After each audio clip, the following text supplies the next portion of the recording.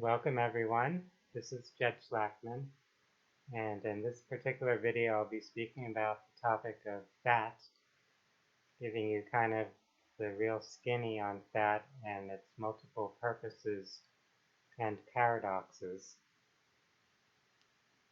People that are concerned about their health and well-being, about their physical appearance, are often quite focused on the idea of body fat and what's creating it, how to reduce it. To go further into this topic, we have to realize that our body is an extension of or a reflection of our field of consciousness. So it's not just biochemical processes that are involved, it's energetic processes and psychological processes. Our field of consciousness, primarily on the unconscious level, is what is building and creating our body and maintaining whatever patterns are present with it. So if you're having an issue with your body seemingly accumulating excess fat, there's often a psychological or emotional reason.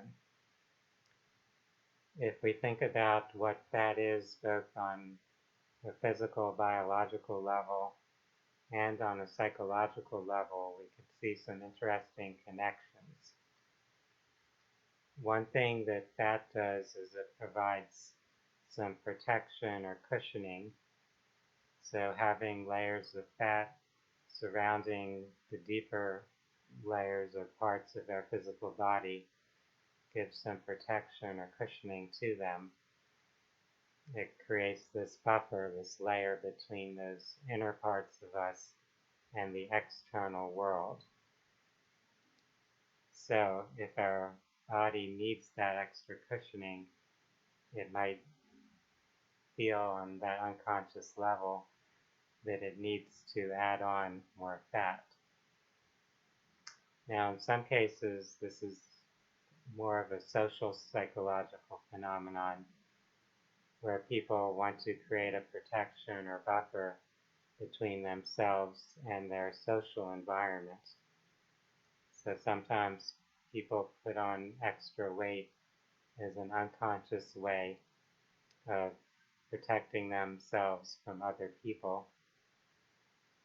It could be that they have people who are emotionally abusive to them, people who are physically abusive or sexually abusive. In fact, it's not unusual for people to gain a lot of weight to make themselves unappealing in the sexual context, to subconsciously seek to protect themselves from being molested.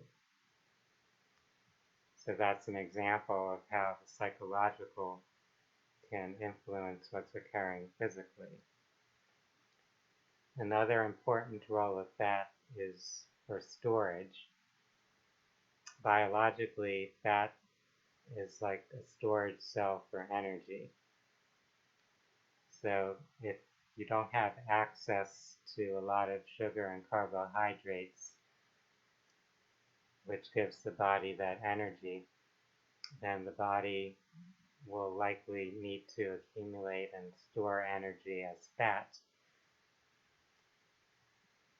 In terms of traditional societies or indigenous cultures, in areas where there's not much access to food, for example, in the very cold areas of the planet, the diets tend to be higher in fat, since the body will accumulate that fat and store that energy, since it knows a time will come when there will be scarcity of food, where you might not be able to eat for some days, and you'll need to use that energy reserve.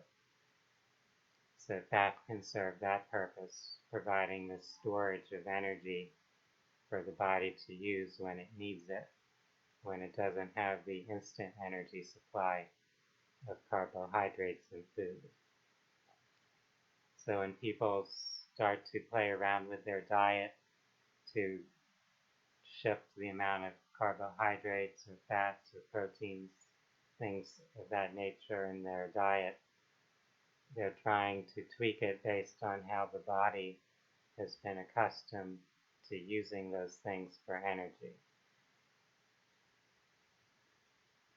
Another issue in terms of storage is that when our body has toxins or wastes or residues that it needs to release to clear out, but it can't do so quickly enough, it may need to store them so it can use fat as storage for those toxic residues. So when your body builds up a lot of fat, those fat tissues are often holding a lot of stored toxins.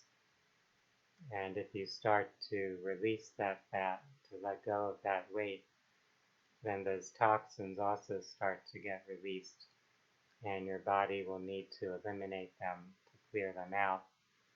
And you could experience some detoxification symptoms associated with that if you're going through that process. So if we're seeking to help our body release excess fat, then we do need to consider detoxification, both physically, of clearing out whatever toxic chemicals or elements our body has been holding, and also on the psychological or emotional level, to release whatever resentments or anger, whatever fears or anxieties we may be carrying. As we release those emotions, then our body is able to more easily let go of whatever protection, whatever extra storage it built up. So this is both a physical and a psychological process. It's hard to do it just on one level. If we work on both levels, we're more likely to have success with bringing our body weight into an ideal range.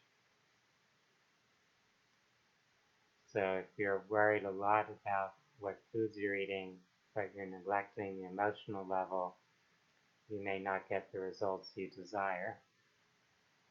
Also, if you are working on the emotional level, but you're not changing your lifestyle, you're not reducing your exposure to physical toxins, you're not lightening up your diet, then you may also not get the results that you desire.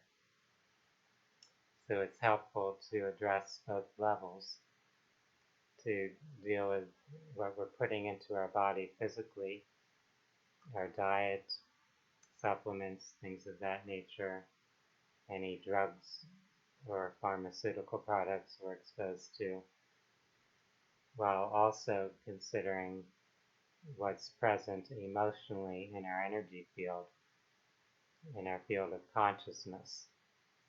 So if we're holding on to resentments and fears, those could be unconsciously leading our body to hold on to excess weight. This is something that people who are teaching or talking about diets often neglect. They're very focused on what you can do with your particular type of diet or with particular supplements that are meant to help speed up your metabolism. But if we fail to address the psychological component, often that psychological component will override what we're seeking to accomplish with our physiological routine. So if you're looking to maintain a healthy weight, to have your body in balance, you can take steps both physically with your diet and exercise, as well as with your emotional or psychological healing to help reach your goals, to help accomplish what you would like to accomplish in this regard. One important thing is to really love and appreciate yourself, to find more peace within your own being, and more peace and trust with life itself. Often when we're in that protective mode, we're really not trusting life. We don't have faith in creation. So we're trying to create a physical cushion to give ourselves a sense of protection. We're not doing that consciously, it's happening unconsciously, since the body is translating that anxiety or that desire for protection into what it believes it can do on a physical level, which is to hold on to extra fat. I hope that this discussion has given some of you some good ideas, some useful tips or guidance for those that are interested in holistic health, in personal growth, in spirituality, and related subjects. You can visit my website, phinsights.com. That's phinsights.com. For now, I want to wish each of you a wonderful day. Namaste.